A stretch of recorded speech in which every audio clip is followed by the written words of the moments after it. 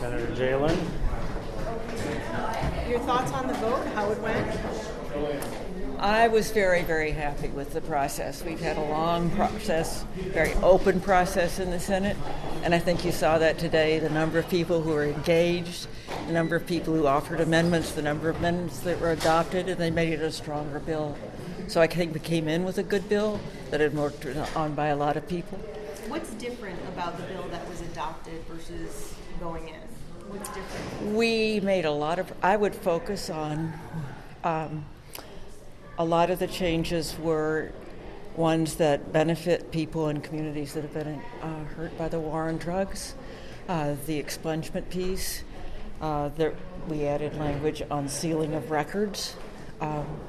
We added access. We added funding for job training and business development in those communities. I just want to single out that the Mass Public Health Association, the first point they made was the damage to public health that's been done by the mass incarceration of people in those communities, that they have lost homes, jobs, families, and that we need to do something to repair that. So the expungement piece, the sealing piece, and particularly the jobs development piece for those communities is very important.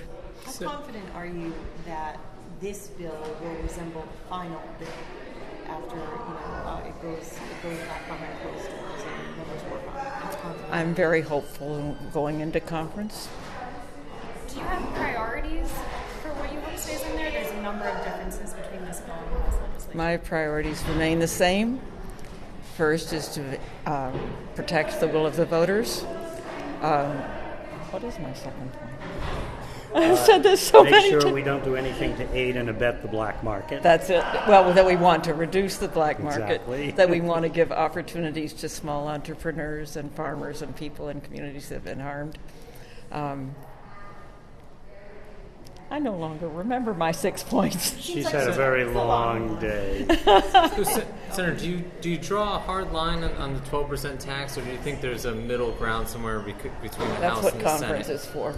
Well, I mean, given it's such a 16 percentage points and the tax rate's a pretty large gap, do you think there's wiggle room? I'm just going to continue to say that we have among the new states that have come in the last year, we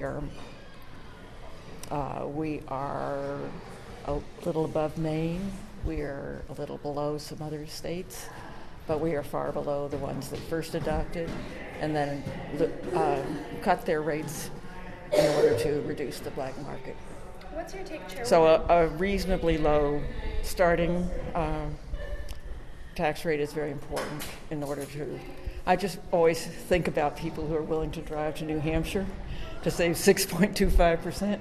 And you think they'll drive to Maine to save 18%? You think they'll walk past their corner dealer and go drive 30 miles to pay to save 25%? Just asking. What's your take on the amendments that were added that deal with packaging and labeling? Those are all making it stronger. We had the ballot language had good language. We added language, and more language was added on the floor. So we think it's a very strong bill in terms of packaging, labeling, and marketing. I noticed that some of those were address issues raised by opponents of the ballot question. Do you hope that can help bring people around who maybe... That's a good point. Thanks, guys. Do you expect to get a final bill? Are you confident that it will get to the governor by next Friday? I'm hopeful. Hopeful, not confident. That's different. We live in hope, and we will. That's my expectation. Thank you all. Thank you.